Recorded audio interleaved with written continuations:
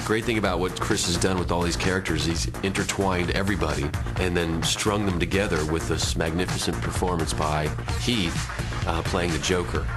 So he's pushing the action forward. He is the menace of Gotham City, and we have to come together as a group in order to fight him. That's basically Batman in a nutshell. And that sets the scene for part 2, where after the break, we meet Maggie Gyllenhaal, who steps into the shoes of Rachel Dawes. I went in thinking, I have to make sure she stays really smart, I have to make sure she's tough. Chris Nolan on the admiration for his leading man. Christian's challenge in this film was really greater than it was in the first film. And Christian Bale reveals how the new Batsuit made crime fighting easier. I could do all of the fight sequences myself. It wasn't as tiring. It's better in every way.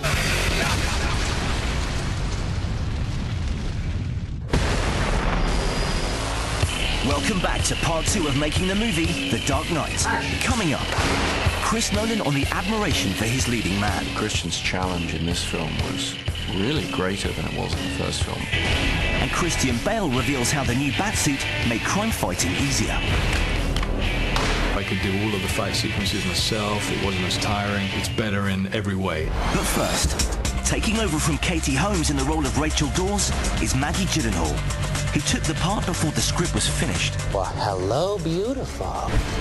You look nervous. Chris said to me when he gave me the script, he said, she's not quite finished yet. And I knew that he really wanted her to be great, like a great woman with a mind who was feisty and, you know, full of life.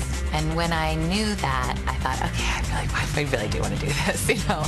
Involved both professionally and romantically with Harvey Dent, Rachel, who retains feelings for Bruce Wayne, is torn between the two crime fighters. I think she is really in love with Bruce Wayne. And I also think she is really in love with Harvey Dent. You're Alfred, right?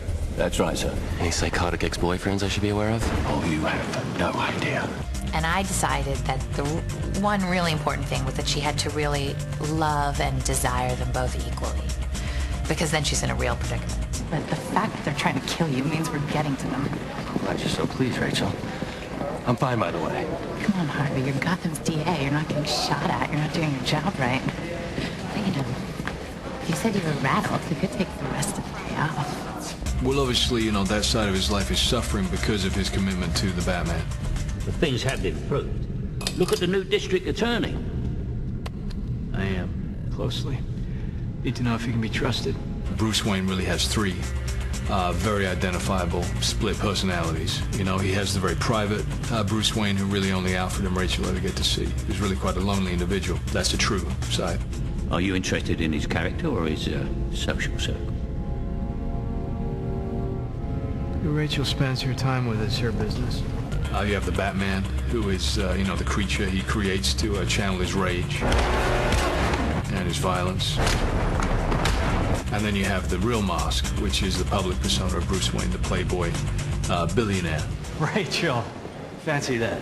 Yeah, Bruce. Fancy that. Yeah.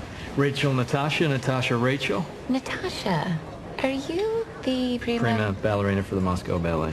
Wow. Harvey's taking me next week. Really? So, you're into ballet? Bruce, this is Harvey Dent. The famous Bruce Wayne. Rachel's told me everything about you. I certainly hope not. So, let's put a couple tables together. I'm not sure that they'll let us. Oh, they should. I own the place.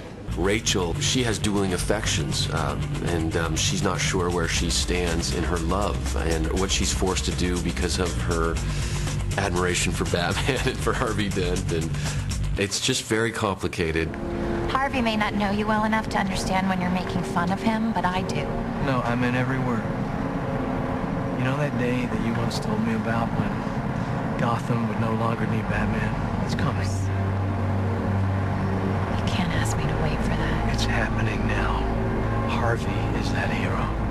He locked up half of the city's criminals, and he did it without wearing a mask.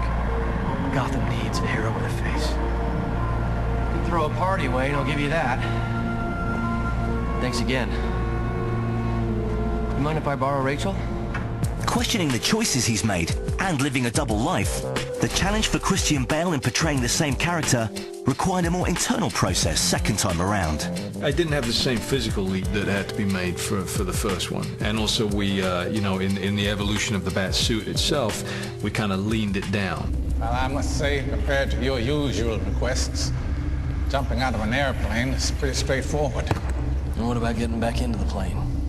I'd recommend a good travel agent. Without it landing.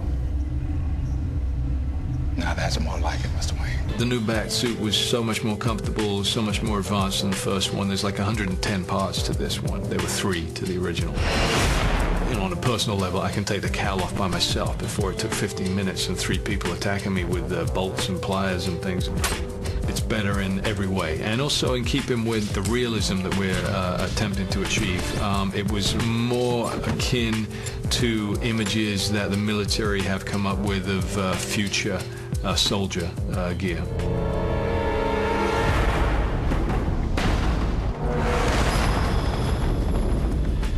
We use this KC fighting method as the martial art that Batman uses. With the first one, I actually was having to fight against the suit to achieve that. With this one, it was compatible with it. So I could do all of the fight sequences myself. It wasn't as tiring. It's better in every way.